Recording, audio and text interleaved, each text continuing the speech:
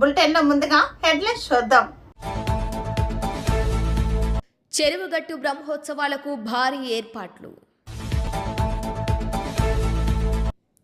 నేరేడుచెల municipal ఎన్నికల సన్నాహక సమావేశంలో పాల్గొన్న మంత్రి ఉత్తమ్ కుమార్ రెడ్డి. శ్రీ రాఘవేంద్ర స్వామి మఠం హుండీ ఆదాయం లెక్కింపు. కర్నూలు బీసీ భవన్లో బీసీల ఆత్మీయ సమ్మేళనం విజయవంతం చేయాలని పిలుపు.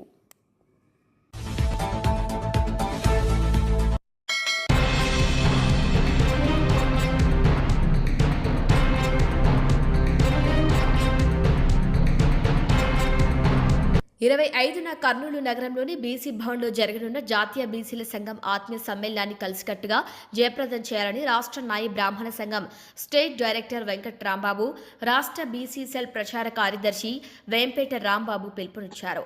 ఆళ్లగడ్డలోని శ్రీరామ మినీ ఫంక్షన్ హాల్లో మంగళవారం సాయంత్రం జరిగిన మీడియా సమావేశంలో వారు మాట్లాడుతూ ప్రభుత్వాలు ఎన్ని మారినా బీసీల తలరాతలు మార్పు రావట్లేదని ఆయన ఆందోళన వ్యక్తం చేశారు. జాతీయ నాయకుడు ఆర్ కృష్ణయ్య ఆధ్వర్యంలో ఎన్నో పోరాటాలు చేసినా ఇప్పటికీ కూడా ఫలితం లేదని ఆయన అన్నారు. బీసీల ఓటు బ్యాంకుతో అధికారంలోకి వచ్చిన కూటమి ప్రభుత్వ హయాంలో కూడా తమ హామీలు నెరవేరలేదని ఆయన అన్నారు. కురవ, చాకలి, మంగలి తదితర కులాలపై దాడులు తీవ్రంగా జరుగుతున్నాయని ఆయన అన్నారు. ఈ నేపథ్యంలో బీసీలపై దాడులకు రక్షణ కల్పిస్తూ రక్షణ చట్టాన్ని తీసుకొని రావటం పట్ల ముఖ్యమంత్రి చంద్రబాబు నాయుడుకు స్టేట్ డైరెక్టర్ రాంబాబు కృతజ్ఞతలు తెలిపారు. ఈ కార్యక్రమంలో ఆళ్లగడ్డ తాలూకా రజక సంఘం అధ్యక్షుడు చెదల దిన్నే రమణ, విశ్వ బ్రాహ్మణ సంఘం అధ్యక్షులు రామాచారి, యాదవ్ సంఘం అధ్యక్షులు విజయభాస్కర్ యాదవ్, బీసీ సంఘం జిల్లా నాయకులు వీరేష్ తదితరులు పాల్గొన్నారు. ఈ నెల 25వ తారీఖు ఉమ్మడి కర్నూలు జిల్లా, నంద్యాల జిల్లా కర్నూలులోని బీసీ భవన్ నందు బీసీల ఆత్మీయ సమావేశము ఏర్పాటు చేయడం జరిగినది.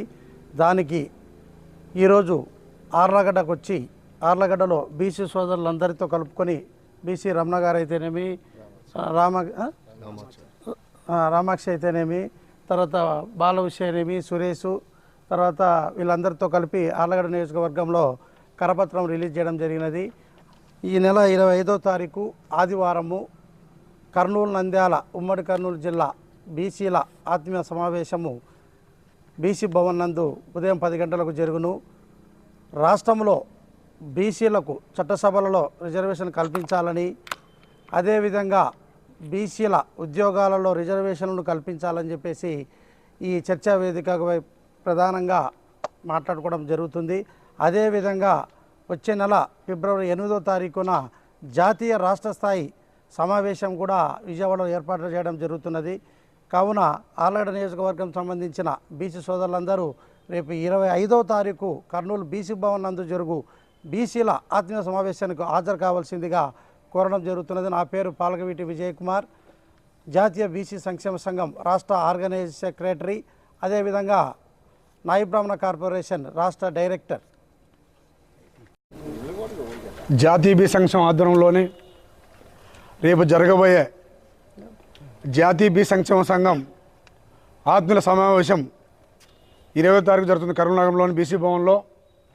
ఈ సమావేశానికి ఆర్లగడ్డ నియోజకవర్గంలో మొత్తం ప్రతి పల్ల తిరుగుకుంటూ పొద్దు నుంచి నేను, రాష్ట్ర డైరెక్టర్ గారు విజయ్ కుమార్ గారు అయితేమి, బాలు అయితేమి, మిగతా బీసీ నాయకులు అయితే ఆచార్యులు అయితేమి, రమణ అయితేమి ప్రతి పల్ల తిరుగుకుంటూ బీసీలను చేతనం చేసుకుంటూ, ఎందుకంటే ఎన్ని ప్రభుత్వాలు వచ్చినా ఈరోజు కూడా బీసీల తలరాతలు మారలేదు. గత కొన్నేళ్ళ నుంచి ఆర్ కృష్ణ గారు బీసీలకు చట్టసభలో రిజర్వేషన్ కావాలని చెప్పి కొన్నేళ్ళ నుంచి పోరాటం చేస్తూనే ఉన్నాడు. అదేవిధంగా బీసీ మహిళలకు చట్టసభలో రిజర్వేషన్ ఏర్పాటు చేయాలా. ఎందుకంటే పార్లమెంట్లో బీసీ మహిళలు బిల్లు పెడితే ఆ బిల్లులో ఎవరయ్యేది అంటే అగ్రవర్ణ లేడీస్ అవుతారు. మరి అదే పార్లమెంట్లో బీసీ మహిళలకు ఏర్పాటు చేస్తే ఈరోజు కింది స్థాయి మహిళలు, బీసీ మహిళలు ఎంపీలు అవుతారు, ఎమ్మెల్యేలు అవుతారు, ఎమ్మెల్సీలు అవుతారు. కాబట్టి ఆ డిమాండ్ పైన కొన్నేళ్ళ నుంచి ఆర్ కృష్ణ గారు పోరాడుతున్నారు. అదేవిధంగా మన బాబు చంద్రబాబు నాయుడు వచ్చిన తర్వాత తెలుగుదేశం పార్టీకి చాలా న్యాయం జరిగింది. ఎందుకంటే ఈరోజు బీసీలకు చాకలు కానీ మంగళ కానీ కురువ కానీ కొన్ని కులాలకు బీసీల పైన దాడులు కానీ దాడులు జరుగుతున్నాయి. మొన్న నిన్న పొద్దున ఒకటి జరిగింది. జగన్మోహన్ రెడ్డి అనుచరులు బీసీల పైన చాలా దారుణంగా దాడి చేశాడు.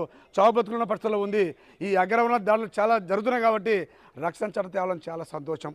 ఈ జాతీయ బీసీ సంక్షేమ సంఘం చంద్రబాబు గారు మరిమతి కృతజ్ఞతలు చెందుతున్నాం.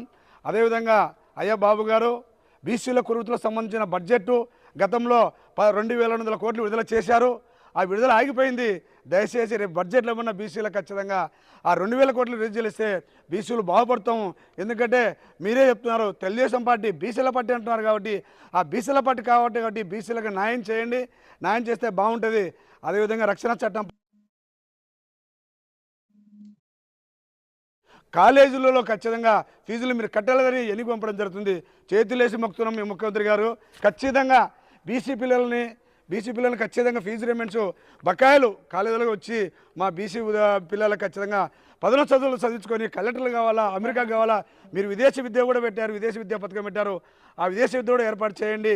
కాబట్టి రేపు జరగబోయే 20వ తారీఖు కర్నూలు జిల్లాలో ఉమ్మడి జిల్లా నంద్యాల కర్నూలు జిల్లాలో జరిగే సమావేశానికి బీసీలందరూ హాజరు కావాలి. అదే తరుణంలోని రాష్ట్ర వ్యాప్తంగా ఫిబ్రవరి 8వ తారీఖు ఆర్ కృష్ణ నాయకత్వంలోని విజయవాడలోని ఐలాపురం హోటల్లోని రాష్ట్ర సదస్సు జరుగుతుంది.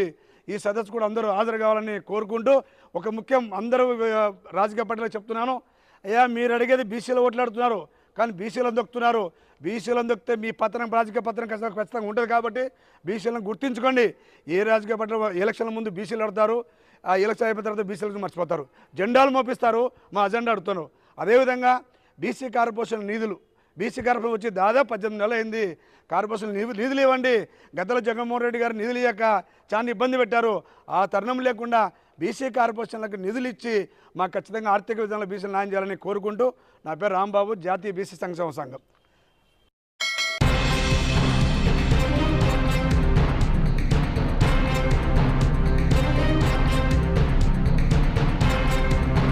అన్నమయ్య జిల్లా రాయచోటి కేంద్రంలో రోజు రోజుకి మట్టి మాఫియాకు అడ్డు అదుపు లేకుండా పోతుంది. వాగులు వంకలు వంతెన కింద సైతం మట్టిని జేసీబీలు పెట్టి తోడేస్తున్నారు. నిరంతరం ట్రాక్టర్లతో మట్టిని తోడేస్తూ ధనార్జనకు పాల్పడుతున్నారు.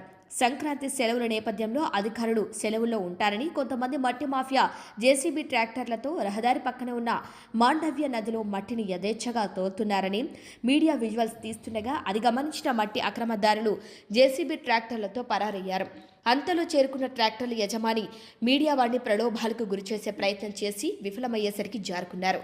అప్పటికే మీడియా వారు రెవెన్యూ అధికారికి సమాచారం ఇచ్చి ఉండటంతో అక్కడికి చేరుకున్న రెవెన్యూ తహసీల్దార్ నరసింహకుమార్ అక్రమ తవ్వకాలు జరిపిన వారిపై విచారించి చట్టపరంగా చర్యలు చేపడతామన్నారు. వాగులు వంకలు వంతెన కింద ఎలాంటి మట్టి తవ్వకాలు జరపరాదని, అలా మట్టి తవ్వకాలు జరిగితే వారిపై కఠిన చర్యలు ఉంటాయని తెలిపారు. వాగుల్లో వంకల్లో ఇలాంటి లోతైన తవ్వకాలు దొరికితే ప్రమాదాలు జరిగే అవకాశం ఉందని పేర్కొన్నారు. ఇక్కడ తవ్వకాలు జరిపిన వారిపై విచారించి చట్టపరమైన కేసులు నమోదు చేస్తామని పేర్కొన్నారు. నమస్కారం.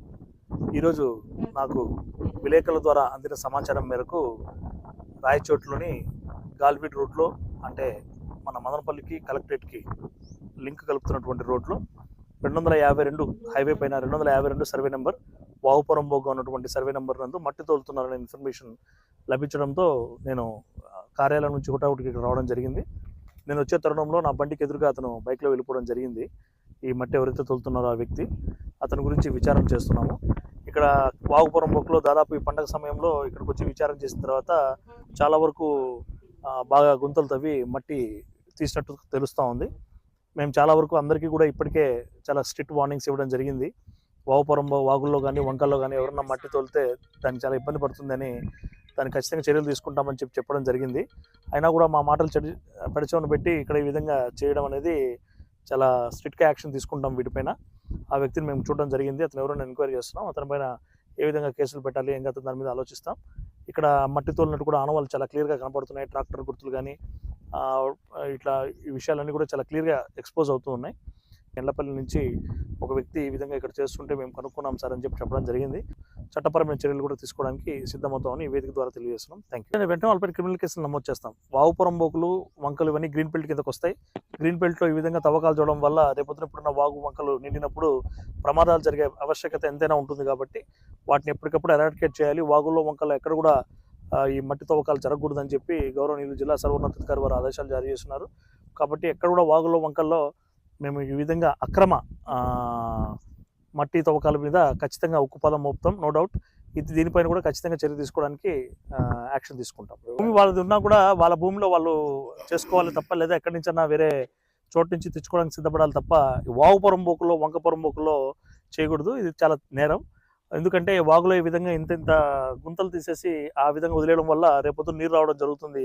ఎవరన్నా పిల్లలు కానీ పెద్దలు కానీ ఎప్పుడన్నా ఆహ్లాదకరమైన ప్రదేశం అని చెప్పి లేకుంటే ఏదైనా పొరపాటునో దిగినప్పుడు ఏమవుతుందంటే వాళ్ళ ప్రాణాలు పోయే అవకాశం చాలా ఎక్కువ.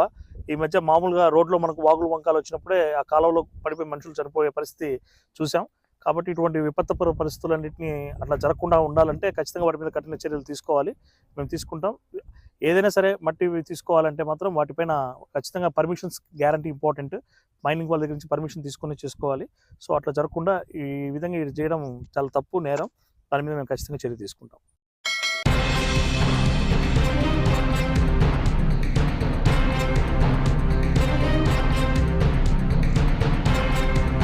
నల్గొండ జిల్లా మిర్యాలగూడలో సబ్ రిజిస్టర్ కార్యాలయానికి గాను ఎన్ఎస్పీ క్యాంపులో ఏ గ్రేడ్లో బిల్డింగ్ను సబ్ రిజిస్టర్ ఆఫీస్ భవనాన్ని జిల్లా కలెక్టర్ కేటాయించారు. దాంతో కలెక్టర్ ఆదేశాల నేపథ్యంలో ఎన్ఎస్పీ భవనాన్ని తమ ఆధీనంలోకి తీసుకునేందుకు వెళ్లారు. సబ్ రిజిస్టర్ అధికారులు ఇక్కడే కథ అడ్డం తిరిగింది. తమ శాఖకు చెందిన భవనంపై మీ పెత్తనమేంటని ఎదురు తిరిగారు ఇరిగేషన్ శాఖ అధికారులు. ఇదే భవనాన్ని ఎన్ఎస్పీ డిఈ కార్యాలయానికి కేటాయించినట్లు ఇరిగేషన్ అధికారులు తెలిపారు. తమకు కలెక్టర్ ఆదేశాలు ఇచ్చారని రిజిస్టర్ అధికారులు చెబుతున్నారు. లేదు భవనాన్ని తామే వాడుకోవాలని ఈఈ ఆదేశించినట్లు ఇరిగేషన్ అధికారులు స్పష్టం చేశారు. రెండు శాఖలకు చెందిన అధికారుల మధ్య కాసేపు వాగ్వాదం నడిచింది. ఒకరిపై ఒకరు దూషించుకునే స్థాయికి వెళ్లింది. రికార్డులతో వచ్చిన సబ్ రిజిస్టర్ సిబ్బందిని లోనికి రానియకుండా అడ్డుకున్నారు ఎన్ఎస్పీ అధికారులు. ఇరిగేషన్ శాఖ ఆధీనంలో ఉన్న భవనానికి తాళం వేస్తున్న సబ్ రిజిస్టర్ అధికారులపై గొడవకు దిగటంతో వివాదం మరింత ముదిరింది.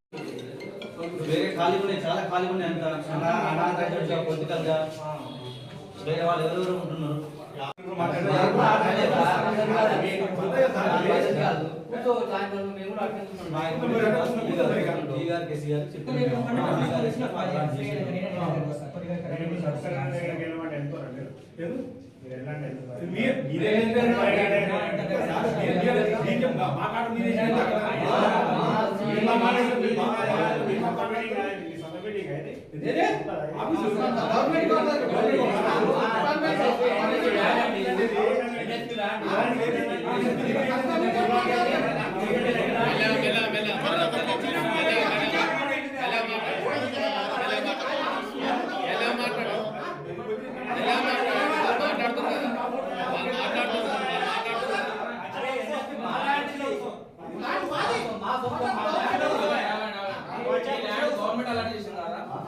గవర్నమెంట్ అలా చేసిందా?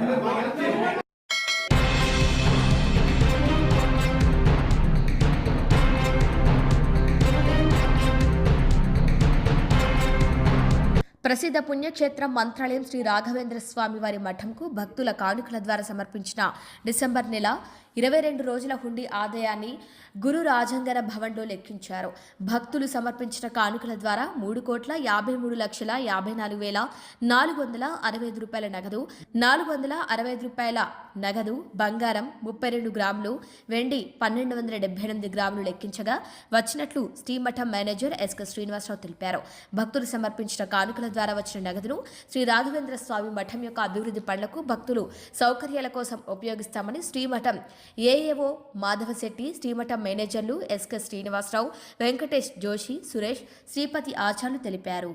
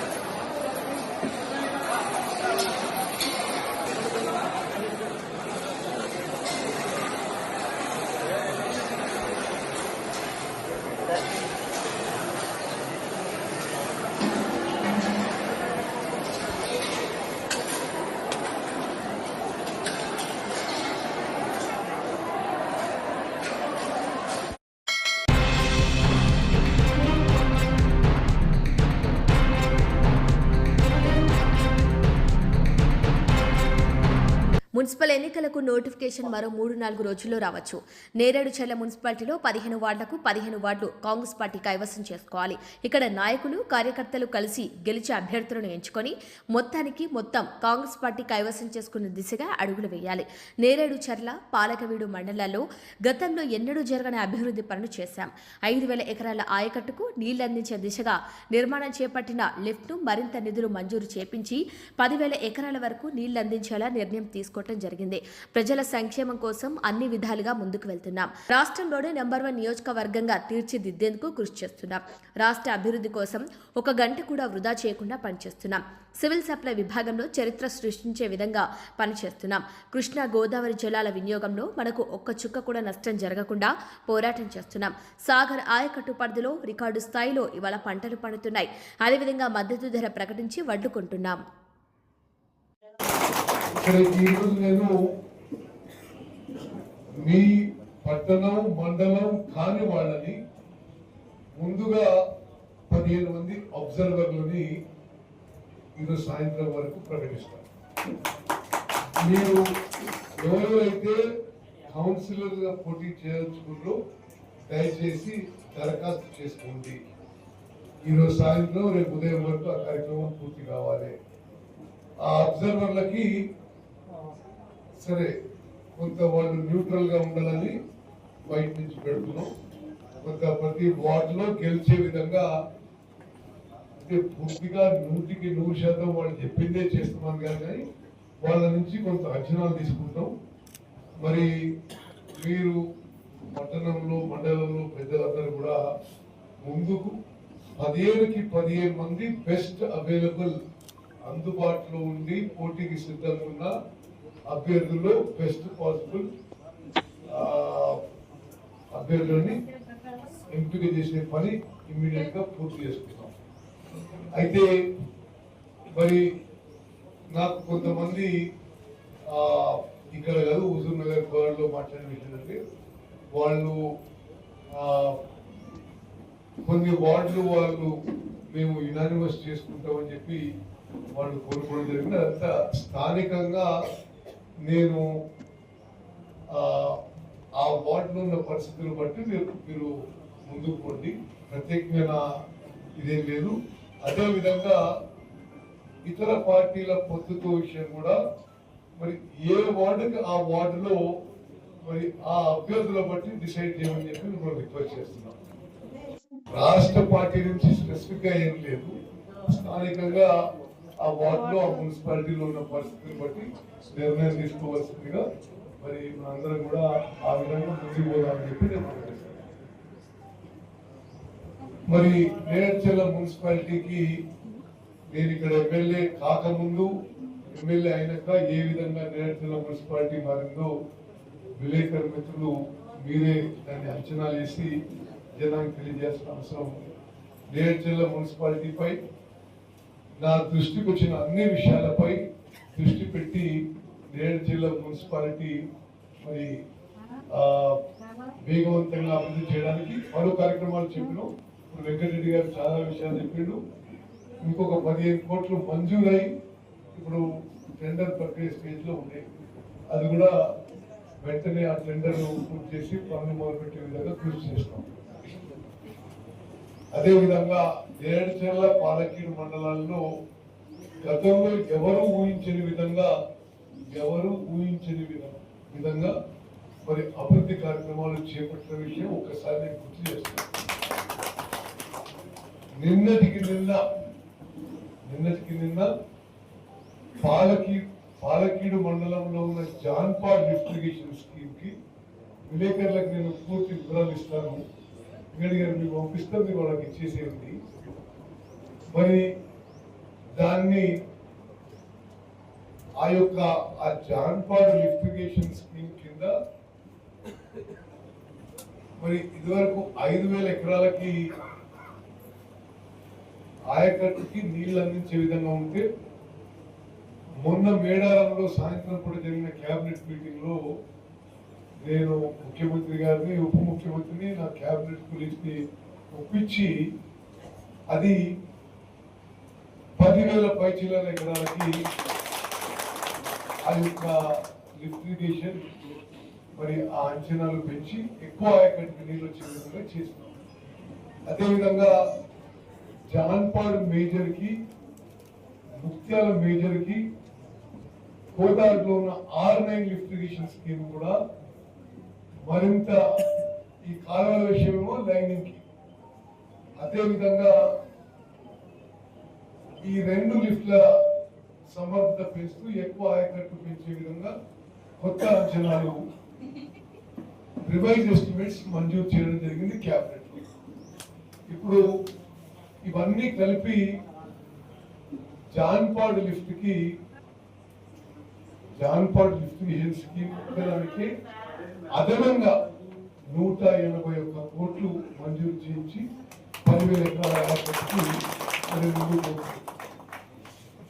అదేవిధంగా రోడ్ల విషయంలో విద్య, వైద్య, మరి ఆరోగ్యం, ప్రజల సంక్షేమంలో అన్ని విషయాల్లో మనం వేగవంతంగా ముందుకు పోతున్నాం. హుజూర్ నగర్ కాన్స్టిట్యున్సీని రాష్ట్రంలోనే నెంబర్ 1 కాన్స్టిట్యున్సీగా నిలబెట్టాలని మీ ఎమ్మెల్యేగా, ఈ రాష్ట్ర మంత్రిగా మీరందరూ గర్వపడే విధంగా ముందుకు పోతుందని చెప్పిన నేను కొంత ఆత్మ సంతృప్తి తెలియజేస్తున్నా. మనం ఈసారి ఎమ్మెల్యేగా ఎంపికైన తర్వాత, ఈసారి మంత్రి అయిన తర్వాత నేను ఒక్క రోజు 1 గంట కూడా సెలవు తీసుకోవాలి.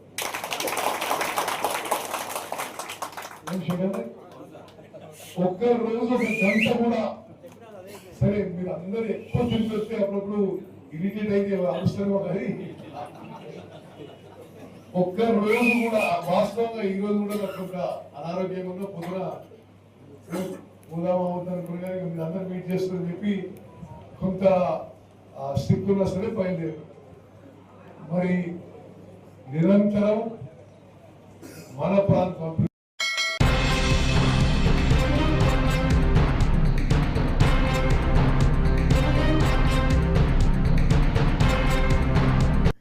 నల్గొండ జిల్లా నార్కట్పల్లి మండలంలోని ప్రసిద్ధ పుణ్యక్షేత్రం చెరువుగట్టు శ్రీ పార్వతీ జడల రామలింగేశ్వర స్వామి దేవస్థానంలో బ్రహ్మోత్సవాలు ఈ నెల 23వ తేదీ శుక్రవారం నుంచి 30వ తేదీ వరకు అంగరంగ వైభవంగా జరగనున్నాయి. తెలంగాణ 2వ శ్రీశైలంగా పేరు పొందిన ఈ ఆలయానికి రాష్ట్రంతో పాటు పక్క రాష్ట్రాల నుంచి కూడా లక్షలాది మంది భక్తులు తరలివస్తారని అధికారులు అంచనా వేస్తున్నారు. బ్రహ్మోత్సవాల ఏర్పాట్లపై జిల్లా కలెక్టర్ చంద్రశేఖర్, ఎస్పీ, స్థానిక ఎమ్మెల్యే వేముల వీరేశం కలిసి సంబంధిత శాఖల అధికారులతో సమీక్ష సమావేశం నిర్వహించి భక్తులకు ఎలాంటి అసౌకర్యం కలగకుండా చర్యలు తీసుకోవాలని ఆదేశించారు. స్వామివారి కళ్యాణం, ఒడిబియ్యం, అగ్నిగుండాలు, అశ్వవాహన సేవ, గ్రామోత్సవం వంటి ప్రధాన ఘట్టాలకు అన్ని ఏర్పాట్లు పూర్తయ్యాయని ఆలయ ఈవో మోహన్ బాబు తెలిపారు. శనివారం తెల్లవారుజామున స్వామివారి కళ్యాణం, ఆదివారం అగ్నిగుండాలు, సోమవారం అశ్వవాహన సేవ, బుధవారం సాయంత్రం గ్రామోత్సవంతో జాతర ముగియనుంది. కళ్యాణాన్ని తిలకించేందుకు లక్షలాది మంది భక్తులు హాజరవుతారని భావిస్తూ బారికేడ్లు, లైటింగ్, మైక్ సిస్టమ్, భద్రతా ఏర్పాట్లను చేపట్టారు. పోలీసు, రెవెన్యూ, ఆలయ అధికారులు పూర్తి స్థాయిలో పర్యవేక్షణ చేస్తామని నార్కట్పల్లి సిఐ నాగరాజ్ తెలిపారు.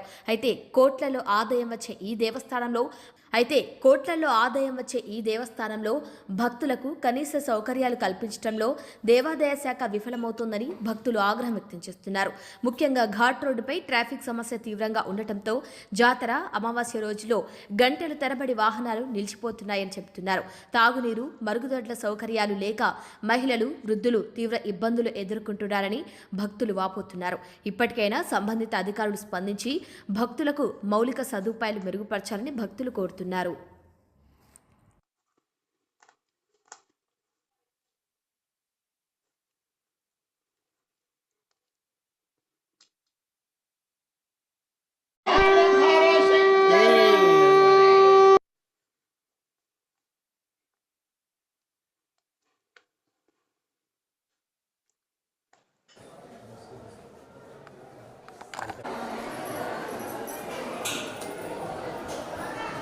అంటే ఇలా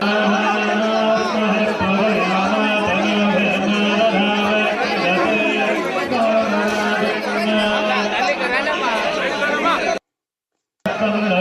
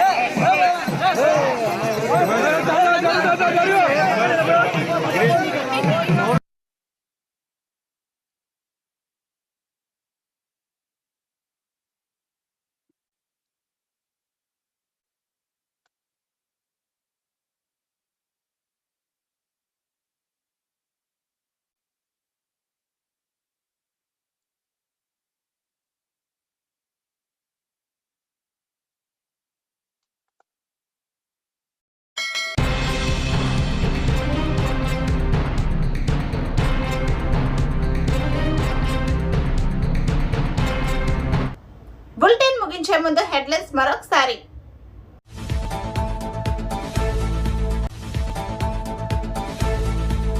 చెరువుగట్టు బ్రహ్మోత్సవాలకు భారీ ఏర్పాట్లు. నేరేడుచెల మున్సిపల్ ఎన్నికల సన్నాహక సమావేశంలో పాల్గొన్న మంత్రి ఉత్తమ్ కుమార్ రెడ్డి. శ్రీ రాఘవేంద్ర స్వామి మఠం హుండీ ఆదాయం లెక్కింపు.